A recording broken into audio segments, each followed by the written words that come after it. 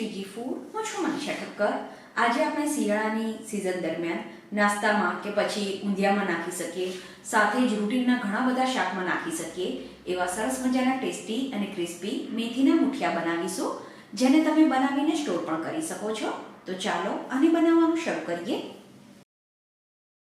તો અત્યારે આ મુઠિયા હું વધારે ક્વોન્ટિટીમાં બનાવવાની છું, એટલે મેં ગ્રામમાં 500 ગ્રામ અને કપથી 3 કપ માપીને ઘઉંનો કરકરો લોટ લીધો છે, જે આપણે લાડવા અને બિસ્કિટ ભાખરી માટે વાપરીએ એ લોટ છે. સાથે જ 150 ગ્રામ જેટલો એટલે કે 1.25 કપ જેટલો ઘઉંનો ઝીણો લોટ લેવાનો અને 1/3 કપ એટલે કે 3 થી 4 ચમચી જેટલો ચણાનો લોટ લેવાનો છે. હવે આમાં 2 મોટી ચમચી તલ ઉમેરી દેવાના. તલની ક્વોન્ટિટી થોડી વધારે રાખવાની છે. પછી અડધી ચમચી ગરમ મસાલો, 1 થી 1.25 ચમચી જેટલું કે સ્વાદ પ્રમાણે મીઠું ઉમેરવાનું, થોડો અજમો લેવાનો જેને હાથથી મસળીને ઉમેરવાનો છે. પછી 1 ચમચી હળદર ઉમેરવાની. આની સાથે જ 1 મોટી ચમચી લાલ મરચું અને 2 ચમચી વાટેલા લીલા મરચાં ઉમેરવાના છે. લીલા મરચાંની અને લાલ મરચાંની ક્વોન્ટિટી તમારા ઘરમાં જેવું તીખું ખવાતું હોય એ પ્રમાણે ઓછી વધતી કરી શકાય. 2 ચપટી જેટલો ખાવાનો સોડા ઉમેરવાનો છે. સોડા આનાથી વધારે નહીં ઉમેરવાનો. સાથે જ 4 ચમચી જેટલી ખાંડ ઉમેરવાની. પહેલાં કોરી વસ્તુને મિક્સ કરી લેવાની છે. આ રીતે આ મિક્સ થઈ જાય એ પછી આમાં મોવણ ઉમેરવાનું છે. તો પહેલાં મેં 2 ચમચા તેલ ઉમેર્યું છે, એને મિક્સ કરી લેવાનું. પછી જરૂર લાગે તો બીજું તેલ ઉમેરવાનું છે. તો હવે આમાં બીજું મોવણ ઉમેરવાની જરૂર નથી. આ રીતનું મુઠ્ઠી પડતું મોવણ તમારે આમાં રાખવાનું છે. હવે આમાં 200 ગ્રામ ધોઈને ઝીણી સમારેલી મેથીની ભાજી ઉમેરવાની. સાથે જ મેં થોડી કોથમીર પણ એડ કરી છે. કોથમીર તમારી પાસે ના હોય તો સ્કીપ કરી શકો છો.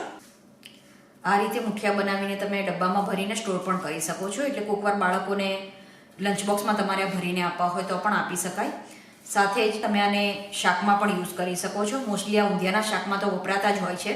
સાથે જ તમે આને દાણા મુઠિયાના શાકમાં કે સિમ્પલ તમે રીંગણ બટાકા અને વટાણા કે તુવેરનું શાક બનાવ્યું હોય તો તમે એમાં પણ આ મુઠિયા નાખી શકો છો. પછી 2 થી 3 ચમચી જેટલું ખાટું દહીં આમાં ઉમેરવાનું. દહીંના બદલે છાશ લેવી હોય તો પણ લઈ શકાય.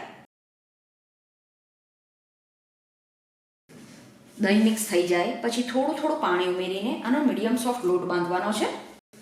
તો આ રીતે વધારે કઠણ પણ નહીં અને ઢીલો પણ નહીં એવો લોટ બાંધવાનો છે.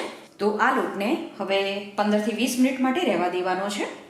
પછી થોડું મિશ્રણ લઈને આપણે આમાંથી લંબગોળ કે ગોળ મુઠિયા બનાવી દેવાના. અત્યારે હું લંબગોળ મુઠિયા બનાવું છું. તો થોડું મિશ્રણ લઈને આ રીતે હાથમાં એને સ્મૂથ કરી દેવાનું. પછી 2 હાથની વચ્ચે તમારે આ રીતે એને ફેરવી દેવાનું છે. તો આ રીતે વધારે જાડા પણ નહીં અને પાતળા પણ નહીં એવા મુઠિયા બનાવીને તૈયાર કરવાના છે. તો આ રીતે મેં થોડા લંબગોળ અને થોડા ગોળ શેપમાં મુઠિયા વાળીને તૈયાર કરી લીધા છે.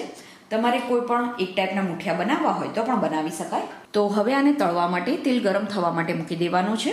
તેલ ગરમ થઈ જાય એટલે આ મુઠિયામાં એડ કરવાના.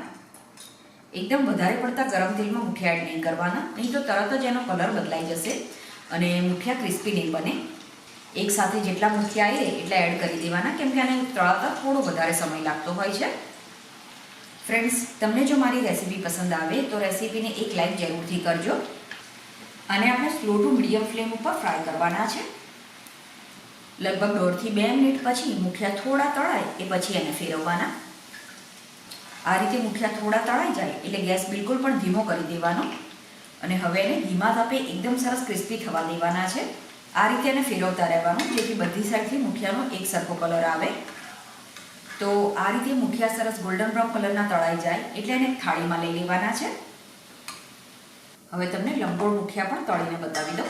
આને પણ એની જાતે 1-1.5 મિનિટ ફ્રાય થવા દેવાના અને પછી ફેરવવાના.